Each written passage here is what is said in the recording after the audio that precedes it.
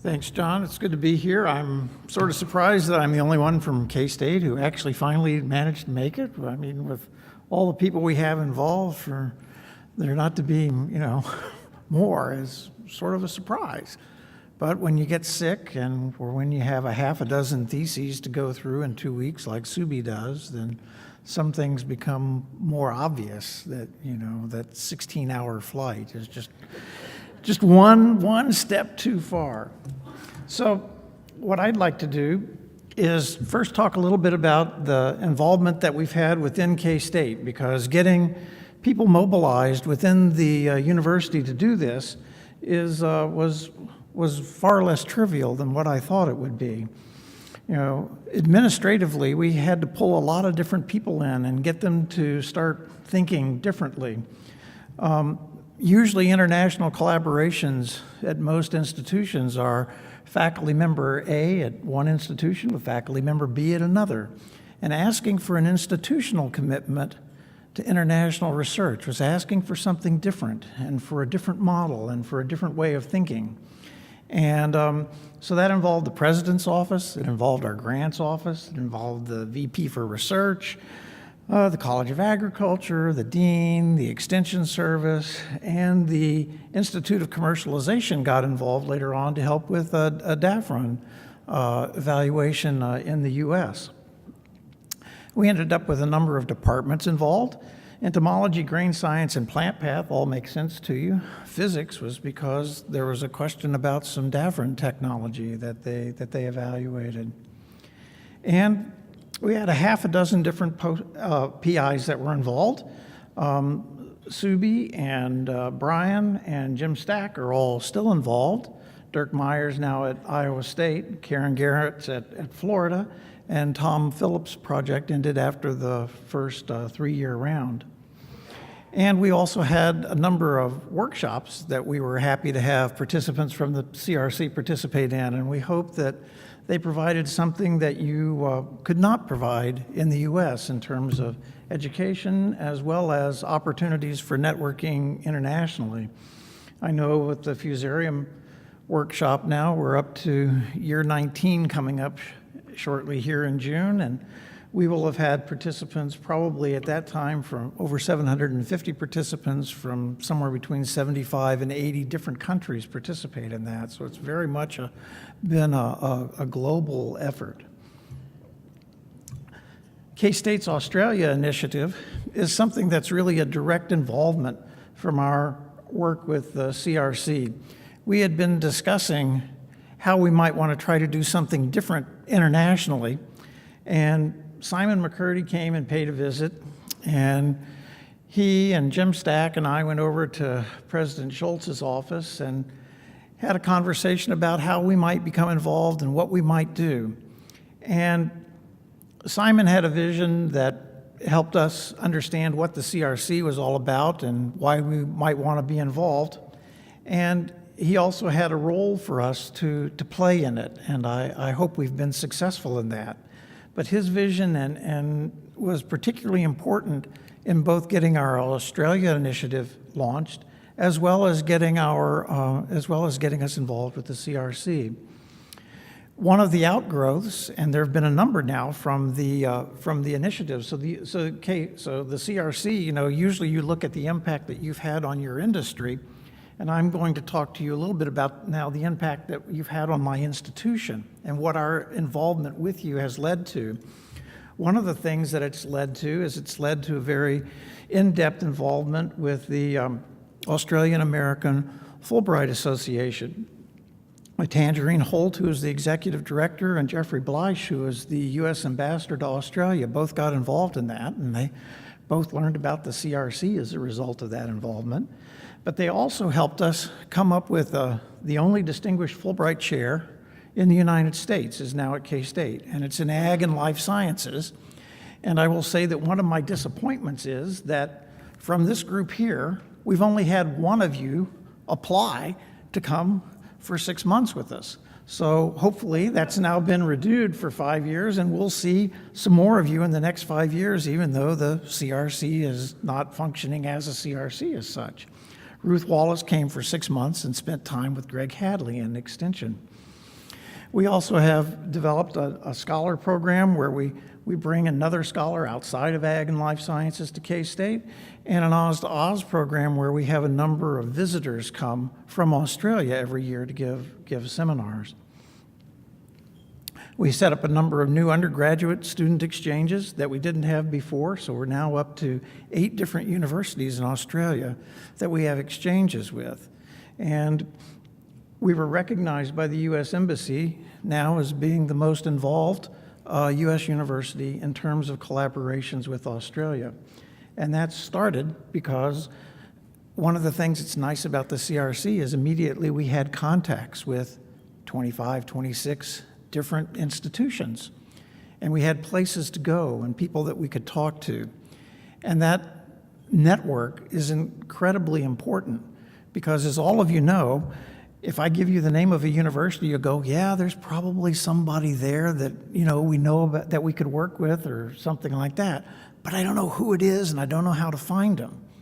And the CRC provided a very good way for us to take a step or two down that path, which makes it much, much easier.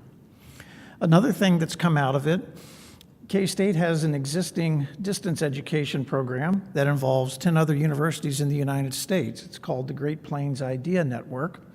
And the Great Plains Idea Network is now talking to 2 universities in Australia, University of Tasmania and Charles Darwin University, about becoming full members, thus enabling education to be provided in a number of areas between Australia and the U.S. in a joint distance ed curriculum that's unlike anything that I know of.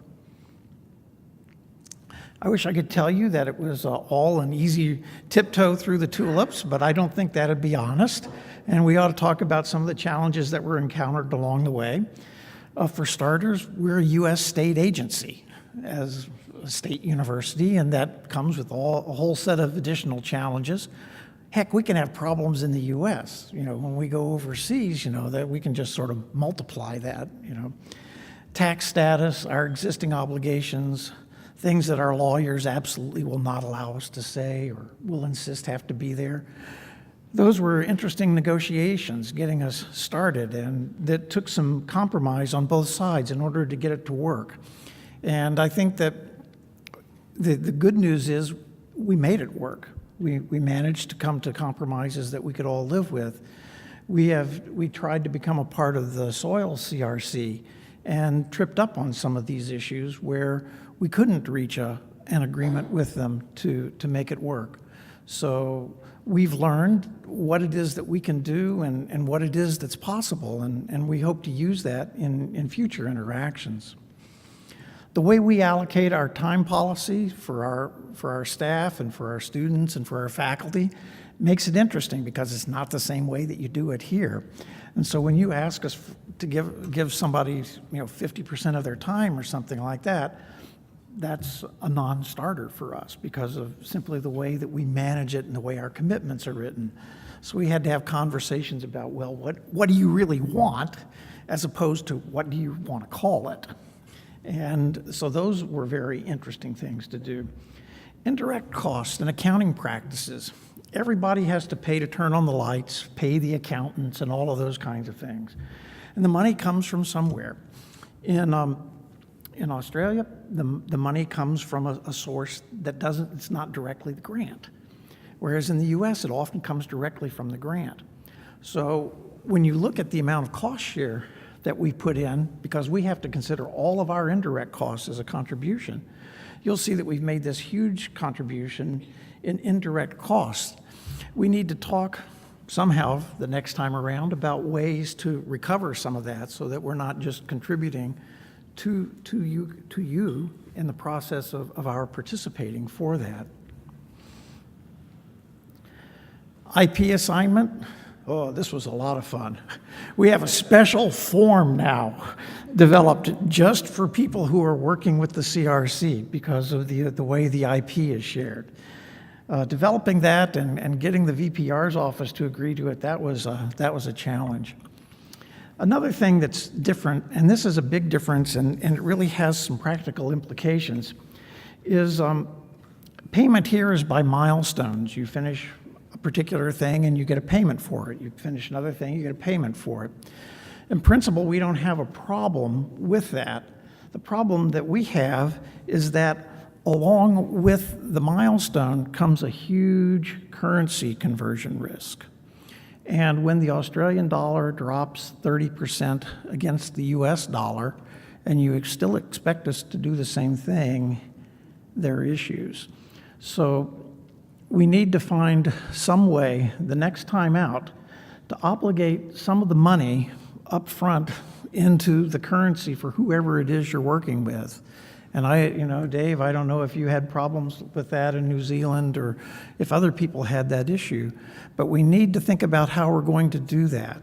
It's one thing to say we're going to give you this much and expect you to do things, and we're only going to give it to you at a certain period of time. That's fine, we understand that. But when you say, well, we're only going to give it to you at a certain time, and by the way, you're getting 30% less than what we originally promised you, at least in terms of what you're working with, that becomes a major issue and actually threatens whether you can get some of the work done. So the future for the K-State initiative, we're into it now 6 years, and at this stage, the first thing we're trying to do is make sure that we can maintain and enhance our existing collaborations, which have gone from being more than just the CRC to being a number of other things. This year, it's finally managed to become an institutionalized program. Instead of being the president's initiative, it's now a K-State program. And you can see we've changed a few upper-level administrators along the way. And the fact that it's still alive probably suggests that it really is a K-State program. So we have a new president. We've gone through 2 different vice presidents for research. And we're getting ready to be looking for a new ag dean because John Floros, our current ag dean, is going to leave to be the president at New Mexico State University in July. We picked up the Fulbright Scholar Program, and that's now been renewed through 2024, which is really very, very good news for us. We look forward to having a number of more Australians on campus to work with.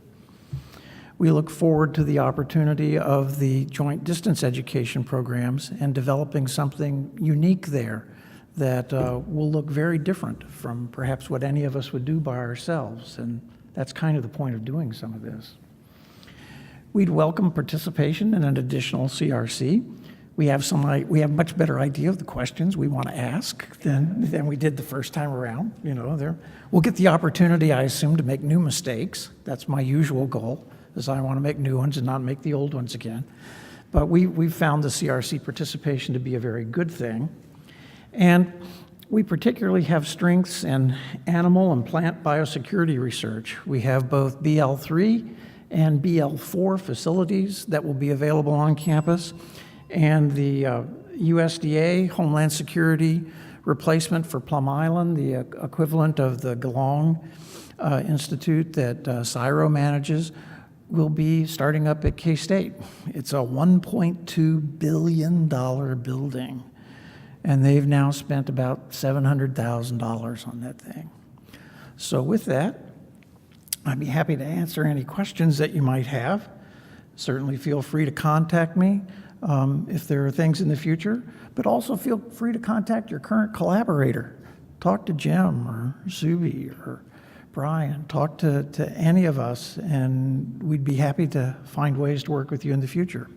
And if you come to the U.S. and you get lost and you're in the middle of nowhere, give us a call. It'll probably be a local number, and we'll be happy to come see you and show you around. Thanks.